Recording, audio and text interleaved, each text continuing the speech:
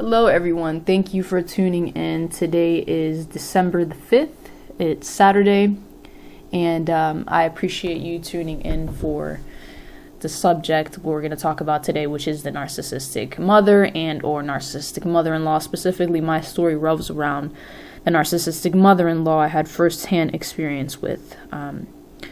So basically, every narcissist has the same type of dynamic. And they have these same tactics like, the love bombing, the discard, the manipulation tactics, the gaslighting, specifically. But I'm going to just go in and share a little bit of my story that I had on a first-hand basis with a narcissistic mother-in-law, just so you guys are aware of some of these dynamics that take place. And, sharing our stories is definitely, a key part of the healing process, because we know we're not alone in this. We know we're not the only people that have gone through such a thing. And I definitely, just wanted to put my part out there and explain this to you guys, because there's not a lot of videos out on the mother-in-law specifically. And it can be devastating, because you can believe that maybe she's just a regular mother-in-law, and this is how mother-in-laws act, and maybe I'm supposed to take it. But definitely this is not, this is, just pure narcissism, what I'm going to explain. And you're not alone. No, you're not alone. And, I salute you if you're somebody that wants to break out of this. And you could leave your own comments below about your own stories about the mother and or the mother-in-law down below. The narcissistic mother and mother-in-laws, just to, keep sharing our stories and getting this out there. So basically, I'm going to go ahead and explain that. Okay, so basically the first time that I met the ex-narcissistic mother-in-law was when, her son told me, she wants to meet you. And obviously, as we see in the movies and as, we see the majority of the time in real life, meeting the parents is like the first big step, right? You're going to meet the parents. It's going to be super exciting. You get excited. You're ecstatic. You're like, okay, oh my God, I have to make a great impression on this woman, and I have to make sure everything is in place and ready to go. And because, you essentially, our dream in the fairy tale land and in the movies and on the TV shows is to get married and to be with somebody, and meeting their parents is that first big step. I'm here to tell you that's not always the case. So basically, yeah, so we met up at a local place, and the first time that I met her, and this will probably be the case with a lot of people, we get those red flags right off the bat, but we don't pay attention to them. And this is exactly what happened with me. I had that gut feeling, I had the red flags, because basically the narcissistic mother-in-law was interrogating me with questions for a straight 2.5 hours. And basically I couldn't really talk. And you'll understand, and you'll know that this is a narcissist, because they want to hold most of the conversation.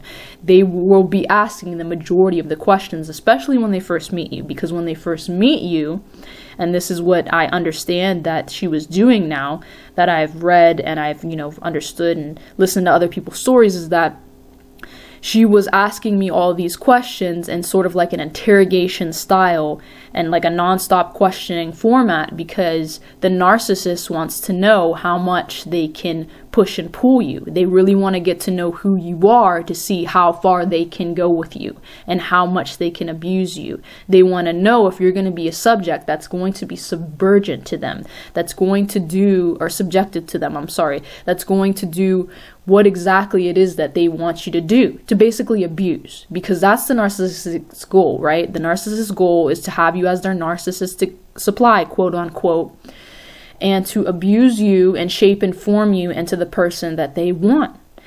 And in this specific case, the mother-in-law wants the daughter-in-law to be whoever she decides the daughter-in-law is going to be. If she wants her daughter-in-law to be this gorgeous princess and that loves to dress in fluffy dresses and paints her up like a doll, she's going to make her like that. Essentially, maybe the golden child. Or if she wants the daughter-in-law to be, what's the story? Like the Cinderella, like the stepdaughter that doesn't, has to do all the chores. She will make you and craft you. And so what the narcissist is doing, the narcissistic mother-in-law, is testing your waters, and she's going to question what type of person you are to see what she can do with you. And essentially, if the narcissist does not see that, if they know that you're assertive, if they know that they can't push your boundaries, they would probably tell, either their son or their daughter, whoever it is that's getting married, that I don't think they're a good fit, right? Because the narcissist has to have you as a supply that they are able to control. If they feel like they cannot control you, they would probably be like, she's not the one for you. She's definitely not the one. But basically, she was asking me questions.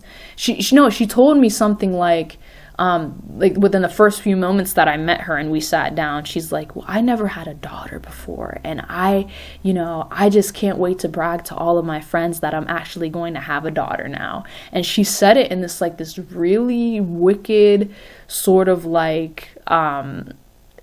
bragging sort of arrogant way. And I noticed that. And that was a red flag to me. I was like, well, wait a minute. She's gonna, she wants me as her daughter-in-law, but she's gonna, it wasn't like she's gonna brag because she just has a daughter-in-law and she's proud of the, person who I am, and, because I'm a nice person or whatever. It was more like just like an arrogance, like a get back at her friends, because apparently her friends were saying that, oh, you don't have any daughters, because she has all sons.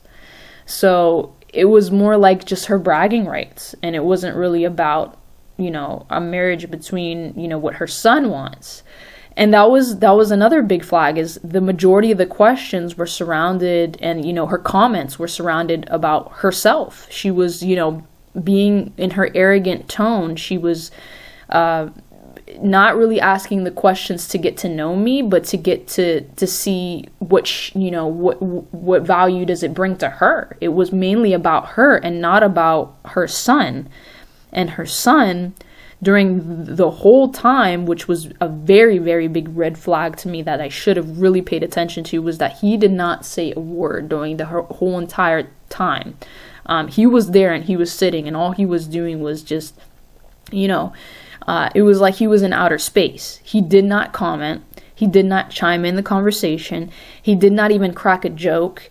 There was one moment within the 2.5 hours that he actually spoke up. And he tried to sort of I think he was trying to calm her down because she was interrogating me so much. And she actually made a comment that just did not sound right. Because, we were both of this specific type of ethnic background. I won't say specifically, but she was asking me if I could speak the language of that region. And I told him, I told her son prior, I was like, I can't speak it because I was born and raised in the States. And then she asked me, she's like, well, you have sort of an accent that I like. And it was very eerie because she was just explaining, my mannerisms and my behaviors. And it looked like she was very into that, but he did not say one word during the whole session. And I felt really taken aback like that. I almost got the sense of, yeah, he definitely seems like a mama's boy. And I definitely didn't want a mama's boy. I knew that, I don't want a guy that's just going into, be a subject of his mother and go to his every whim. I definitely got that red flag off the bat. But other than her interrogating me 2 hours very overtly, very just all into herself and in a very arrogant way, when I left there, and when we left, she was just still looking at me and still trying to figure me out, even when I was getting my car and leaving. Just very predator-like, now that I think about it. The narcissist does this to try to really figure you out and to understand who you are, like I said, to see how far they can push you, see what they can do. And they want to learn about you, not only so they can abuse you, well, in a sense to abuse you, but they want to know what your weaknesses are. That is a key integral part of it, because she asked me questions about my family background, and I told her, well, yeah, my parents were divorced. And she sort of used that as a tactic in further down the line when I was in more of a longer relationship with her, when she was planning the discard, to sort of say that she used that against me. So the narcissist will use your weaknesses. They want to know your weaknesses. They want to know the bright things about you, so they can tear you down, to make you subservient to them and to control you. That is how somebody controls you. They learn your weaknesses. They know what you're great at. They try to tear whatever you're great at down, and they try to use your weaknesses against you. And that is exactly what she did when she tried to learn as much as she could about me. So basically after that, and her predator-like interrogation, the next step in the process was for her to meet my parents or whatever. And basically the second meeting, when we gathered, she was a lot less, I would say, quote unquote, I don't want to have any foul language on here, but I'm going to just say it, bitchy. Because the first time I met her by myself, she seemed a lot bitchier, a lot more arrogant, a lot more into herself. But I would notice that when it was, not only me, but she was around more people, she acted sort of like she was a saint. She acted like she was this nice, down-to-earth, very kind, very calm, questioning person, very opposite of what she was in the first meeting. And the sole fact of that is because there was people around. And how, narcissists, especially the female narcissist will be a lot more, quote unquote, the communal narcissist, which is the narcissist that acts out in the community that she's this, that she's this very angelic type of woman, and she goes out and she serves the community food, and she's always in her church or her temple or whatever it is, in her local religious gathering, and she's helping the community because she wants the community and people around her to know that she's just this angelic figure, while on the inside of her house, she's the exact opposite of that, because she wants to portray, obviously what narcissists do, they want to portray themselves with their mask on, that they're this wonderful person that's just, helping everybody and wants to make the world a better place. And they put on that facade, while on the inside of, everybody else that really truly knows them, like their own family members, they're the exact opposite, and it's just all a facade. So basically she was putting on this facade to my family, because that's how they reel you in. They reel you in, just like any other predator. The people around you, they make sure that the people around you, so that they can isolate you, that's what they do, know that you are in good hands. You're going to be with the best mother-in-law ever. And she was so cheerful, and she was so excited for me, and she treated me basically like the mother-in-law of my dreams. And that was the love bombing phase essentially too, because she was acting like, everything's going to be fine. You're going to be able to go on vacations. You're going to have this life of, and essentially what she was also doing is she was taking the conversations of me and, the ex, and she was looking through the conversations to see also what the, interests that I have. So basically she was spying on our conversations, and because I would tell like my ex, I was like, I want to go on vacation here and go on vacation there. And I'm really into like, traveling.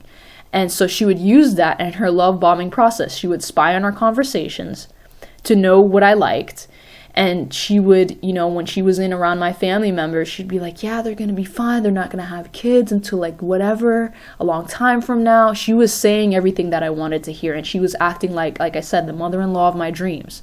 So after that, after our initial meeting, when I had those red flags and I felt uneasy, all of that went away, right? All of that went away because I'm like, okay, now I feel secure. She's the mother-in-law that I always wanted. She seems super down to earth. She seems super nice. She seems everything that I always wanted in a mother-in-law. Like maybe the first meeting she was just nervous. Maybe I was just nervous. And that's what you start to think to yourself. You forget all about those red flags that, were initially there and that you never wanted to cross. Because during the love bombing process, they try to give you everything on a platter. And that's what they do. They give you everything on the platter and they paint the picture perfectly. And she treated me like that, the daughter-in-law, she would take me out. She would want to buy me the dress for the engagement party. She offered to do all these kind and nice things, and that's what they do. They'll put you on that platter so they can prepare you to downgrade you and to discard you later on. And that's exactly what happened. I got in, once I was love bombed and reeled in, and then I was in the relationship, and basically from there, she was just going in to test the waters. To make the long story short, she decided that she needed, she was going to go on a vacation. So basically during her course on the vacation, I found